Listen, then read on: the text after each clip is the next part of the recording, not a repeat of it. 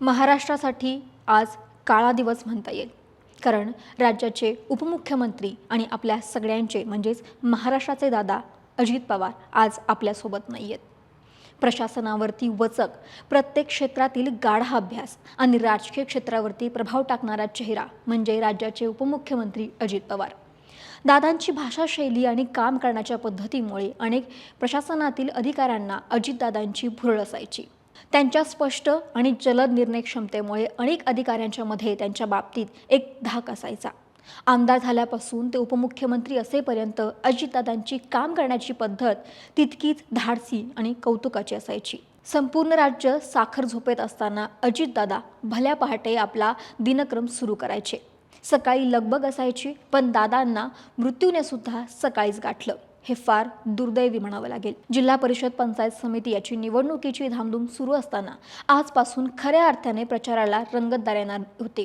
निवडणुकीचा माहोल सुरू झाला असताना सकाळी धक्कादायक बातमी समोर आली. राज्याचे उपमुख्यमंत्री अजित पवार जिल्हा परिषदेच्या निवडणुकीच्या निमित्तानं प्रचारासाठी बारामतीला जात असताना विमान अपघात झाला. बारामतीमध्ये लँडिंग दरम्यान अजित पवार यांचं विमान कोसळलं आणि त्याला भीषण आग लागली. या दुर्दैवी अपघातात अजित पवारांसह त्यांच्या सोबत असणाऱ्या 6 जणांचा मृत्यू झाला. या बातमीमुळे संपूर्ण राज्यभर नव्हे तर देशभरात हळहळ व्यक्त केली जाते. 1982 पासून उपमुख्यमंत्री अजित पवार यांनी स्थानिक राजकारणातून राजकीय कारकिर्दीला सुरुवात केली. राष्ट्रवादीचे सर्वेसर्वा शरद पवार यांच्या माध्यमातून त्यांनी राज्यातील राजकारणामध्ये सहभाग घेतला. आमदारपासून ते राज्याच्या उपमुख्यमंत्री पदापर्यंत अजितदादांनी मजल मारली.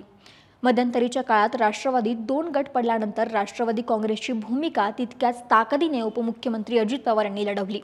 2023 नंतर 2024च्या राजकारणामध्ये देखील अजितदादा यांच्याकडून राज्याच्या उपमुख्यमंत्रीपदाची जबाबदारी तितक्याच निर्भीडपणे चालवली. प्रत्येक क्षेत्रातला गाढा अभ्यास असल्यानं आणि प्रशासनाला पकड असल्यामुळे मुख्यमंत्री यांच्यापेक्षाही अजितदादांना महायुती सरकारच्या काळात अधिक महत्त्व होते. राज्याचे अर्थमंत्रीपद सांभाळत असताना प्रत्येक क्षेत्राला न्याय देण्याची भूमिका त्यांची राहिली आहे. राज्यभरातील कोणत्याही जिल्ह्याचा दौरा असला की सर्वच अधिकारी भीतीच्या छायेखाली असायचे, कारण भल्या पहाटे अजित पवारांचा दिनक्रम सुरू व्हायचा. एखादा अधिकारी जरी वेळेत आला तरी त्याचे कौतुक व्हायचं आणि वेळेवरती आला नाही तर त्याची खरडपती देखील व्हायची. मात्र आज सकाळी ज्या उत्साहानं अजितदादांनी आपला दिनक्रम सुरू केला होता तो नियतीला मान्य नव्हता. ज्या भल्या पहाटे ते कामकाजाला सुरुवात करत होते त्याच वेळेत अजितदादांनाही महाराष्ट्रापासून हिरावलं.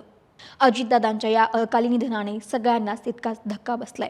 सकाळ माध्यम समूहातर्फे अजित पवार यांना भावपूर्ण श्रद्धांजली. महाराष्ट्रातील सर्व बातम्यांचे विश्वासार्ह व्यासपीठ. सकाळच्या सर्व सोशल मीडिया प्लॅटफॉर्मला लाईक, फॉलो आणि सबस्क्राईब करा. तसंच सर्व नोटिफिकेशनसाठी बेल आयकॉन प्रेस करायला विसरू नका.